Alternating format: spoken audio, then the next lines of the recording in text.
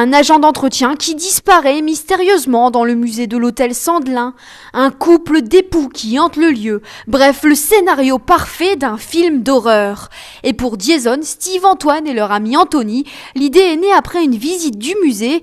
Kelly Sotz, leur professeur. On a fait le tour des salles et se sont arrêtés devant les épouvanderas par l'intensité de leur regard, par leur côté austère. Et naturellement, ça s'est fait sur ces œuvres-là, en mixant leur imaginaire, un petit peu de films d'horreur, de paranormal. À la base, il a quand même fallu motiver les garçons pour la visite. Je me dis, ouais, ça va être nul dans un musée. C'est un peu vieillard et tout. Puis après, j'ai dit, bon, ça va faire. Puis après, quand on a commencé à faire des prises, je me suis senti à l'aise, j'ai dit ouais, ça doit être bien. C'était la première fois que je venais dans un musée. J'ai jamais fait de film de ma vie et pour moi c'était une bonne expérience. J'ai voulu participer parce que je les ai un peu suivis. Seule exigence de leur professeur, mettre en lumière leur formation dans le scénario, une façon pour elles de les aider à se valoriser. Ils sont essentiels à notre bien-être à tous parce que si les musées n'étaient pas nettoyés, ce serait pas agréable d'y venir non plus.